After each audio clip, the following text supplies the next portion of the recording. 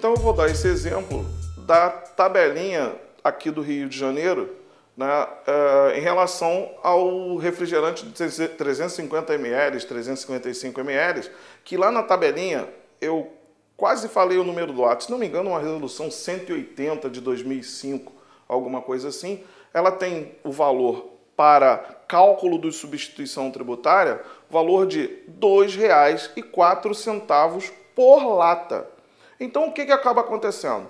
Quando a indústria desse refrigerante vai calcular o ICMS a ser retido por substituição tributária do distribuidor, quer dizer, falei distribuidor de novo, mas é da cadeia de comercialização, mas quem vai sofrer a retenção é o distribuidor, ele não vai somar preço de mercadoria, mais frete, mais IPI, mais nada disso. Ele vai fazer o seguinte: imaginem que essa empresa produtora desse refrigerante, ela está vendendo 1.000 latinhas para um determinado distribuidor.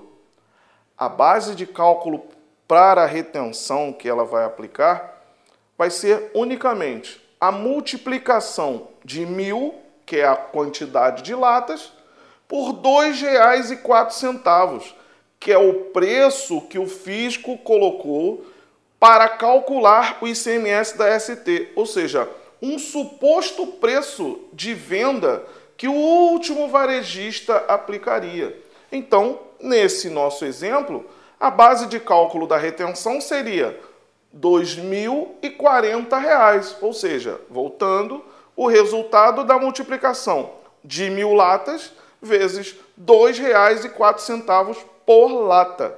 Então, essa forma de se chegar à base de cálculo que a gente da retenção, dentro dessas que a gente está analisando, é aquela que a gente chamaria de pauta, ou valor máximo. Não seria nem de venda, porque esse não está fixando para venda, mas a gente pode chamar isso de pauta de valores. Pauta de valores mínimos para cálculo do ICMS, substituição tributária. Então, além da pauta, tem outras formas. Algumas legislações prevêem, na verdade, todas as legislações prevêem, como uma hipótese também, o preço máximo ou único de venda a consumidor fixado pela autoridade competente. Isso daí seria como se a gente pensasse assim, pô, existe preço tabelado no Brasil ainda? Produto com preço tabelado? Normalmente a gente vai imaginar que não, mas existe sim. Os medicamentos têm um preço máximo de venda a consumidor, né? Naquelas tabelinhas, já aconteceu alguma vez de você chegar numa farmácia e não terem preço, aí pegar um livrão e começar a ler por ali o livro e ver o preço do remédio que você quer, ou o nome do remédio mesmo? Naquele livro tem o preço máximo de venda a consumidor para aquele medicamento num determinado período. Então, essa também é uma possibilidade de fixação, de forma de fixação de base de cálculo da substituição tributária. Alguns medicamentos usam, outros não usam. A questão não é nem essa, mas a legislação prevê. Outra forma seria o preço determinado pelo industrial ou produtor. Mas como preço determinado? Em determinados produtos, que quem já estabelece o preço que o varejista vai vender é quem produziu. Existe isso? Sim, no caso aí das concessionárias de veículos, né? As concessionárias de veículos, elas determinam o preço máximo de venda que as concessionárias vão utilizar nas vendas dos veículos. Como o veículo está na substituição tributária, o que vai acontecer? Se a montadora é que diz o que a concessionária vai utilizar como preço de venda, e a concessionária é um varejista distribuidor, mais ou menos assim, então é sobre esse mesmo preço que o ICMS da substituição tributária vai ser calculado. Então imagina que um carro qualquer, ele tem um preço de venda R$ 50 mil. Esse é o preço que todas as concessionárias daquele veículo vão utilizar como preço máximo. Então, na hora que a montadora vender esse veículo para a concessionária, Digamos que a montadora venda esse veículo por 40 mil reais, né? O preço de venda é 40 mil reais, mas a base de cálculo da retenção é o preço já pré-determinado pela montadora para ser aplicado pela concessionária. Então, poxa, a montadora comprou o carro por 40 mil reais. Vai vender o carro no máximo por 50 mil reais. Então, a base de cálculo da retenção que a montadora vai aplicar para reter vai ser 50 mil reais, que é o preço máximo de venda, ou preço sugerido, ou preço determinado, como a legislação especificamente determinar. E, em alguns outros casos, existem hipóteses de utilização da base de cálculo da retenção como preço sugerido pelo fabricante. Então, em alguns locais, você às vezes verifica esses freezers de sorvete, né? Picolé, etc., que tem aquela tabelinha de preço, tem alguns lugares que determinam que aquele preço que você está vendo como preço de compra que você vai aplicar, ou seja, o preço que você vai comprar o sorvete, é aquele preço que seria utilizado pelo fabricante como base de cálculo para retenção, né? Então, existem realmente diversas formas, mas eu volto lá para o início. A forma de chegar à base de cálculo da retenção mais comum é aquela em que eu somo preço de mercadoria, mais IPI, se for o caso, mais despesas acessórias e mais margem de valor agregado. É com esse preço, esse valor, essa base determinada de forma correta, é que será recolhido corretamente o ICMS da substituição tributária.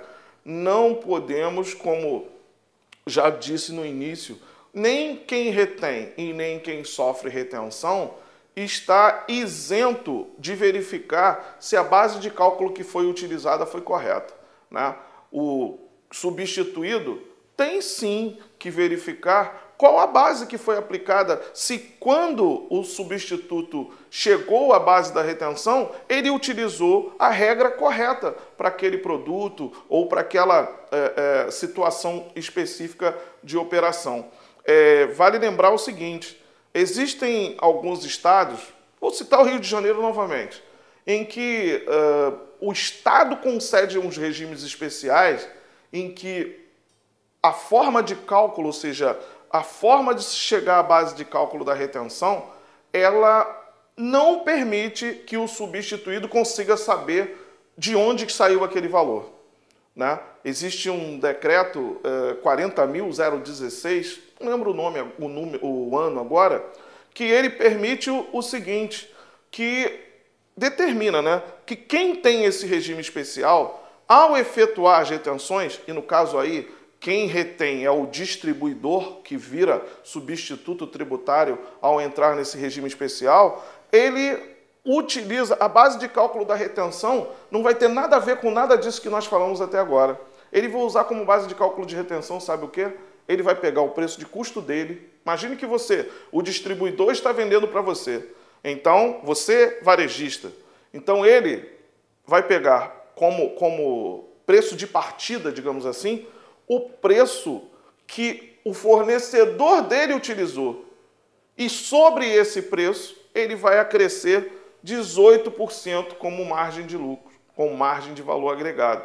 Então, digamos, se ele comprou a 1.000, a base de cálculo de retenção que ele vai utilizar vai ser, grosseiramente, 1.180, ou seja, 1.000 mais 18%. E às vezes, sabe o que ocorre? 1.000 mais 18% dá 1.180. E às vezes esse distribuidor substituto, ele acaba te vendendo o mesmo produto por 1.300. Então, na hora de calcular o ICMS da substituição tributária, não há o que calcular. Por quê? A base de cálculo da retenção sempre tem que ser maior do que o valor da operação própria de quem está vendendo. Então, na verdade, o Estado, nesse caso desse regime especial, ele está mesmo querendo que todo o ICMS a ser recolhido por essa operação esteja na operação própria do distribuidor.